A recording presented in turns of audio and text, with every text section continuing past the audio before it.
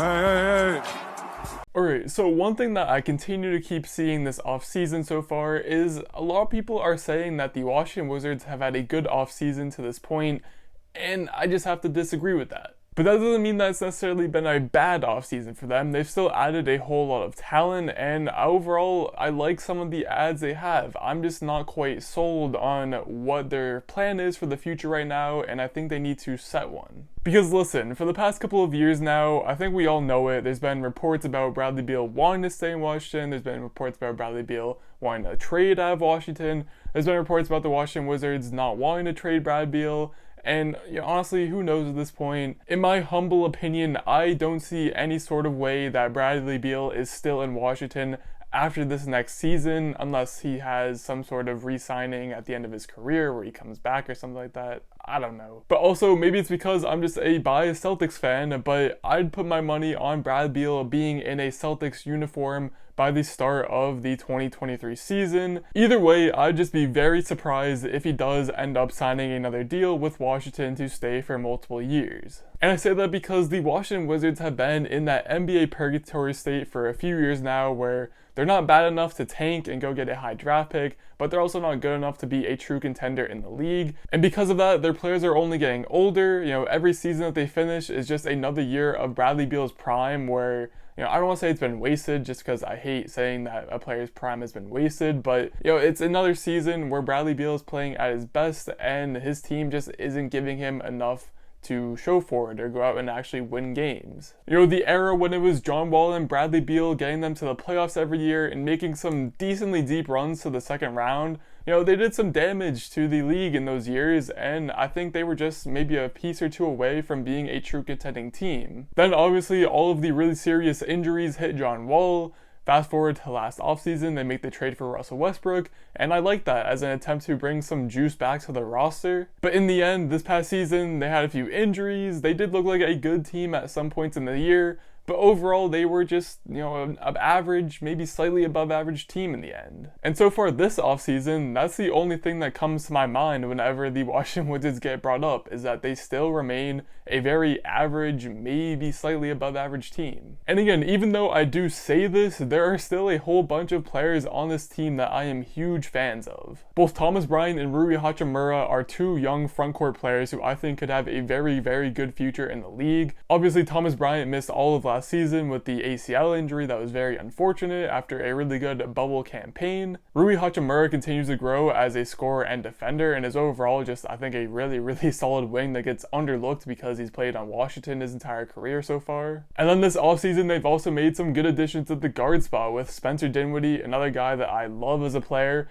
and Aaron Holiday, who I love, but not quite as much, but to some extent, I do like him as a player. And before we go any further, I do want to go on a quick tangent about Spencer Dinwiddie, because I really hope y'all did not forget about him after he missed all of last season with the ACL injury, because, I know this is revisionist history and all, but I'm just going to put it out there, if Spencer Dinwiddie is healthy for this previous season, the Nets they're just easily the champions last year. Dinwiddie would have filled that gap at the backup guard spot that was pretty much non-existent for most of the year for Brooklyn, and overall would have just been another really, really good scorer on the team that could attack the rim and get good rim pressure. But I digress. Even in current day, Spencer Dinwiddie remains a very legit scoring threat. He's not quite a 3-level scorer considering he's a career 32% shooter from 3, but again, this is someone who, in these most recent healthy season dating back to 2020, he was a 20-point per game scorer. And for some reason, a bunch of NBA fans just have this notion that 20-point per game scorers just happen to grow on trees in the NBA and around the world,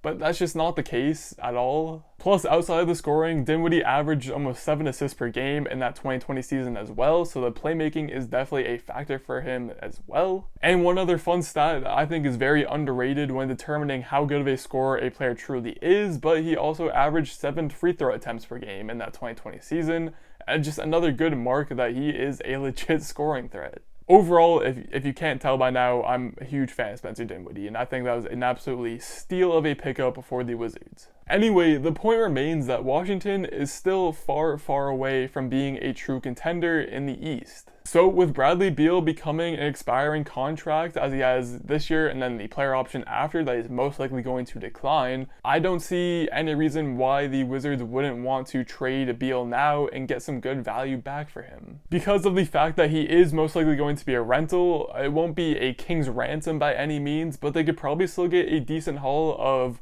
at least one promising young, player with potential and a few picks on top of that to add to an already pretty good group of young players. Because in addition to that really good group of young players, they now, thanks to the Westbrook trade that they just did a few days ago, they now also have a really solid group of veteran players to help, develop and grow with those young guys. Now, obviously, neither Kuzma, KCP, or Montrezl Harrell will necessarily be huge needle swingers in terms of making the Wizards a, playoff team or a contender, but all three of those guys are solid role players who don't command a whole lot of shots and don't need the ball in their hands for every single possession. Like I said, they can all just be really good veteran presences on the court and just help the younger guys, again, just develop, grow, and get what they need in order to become better players.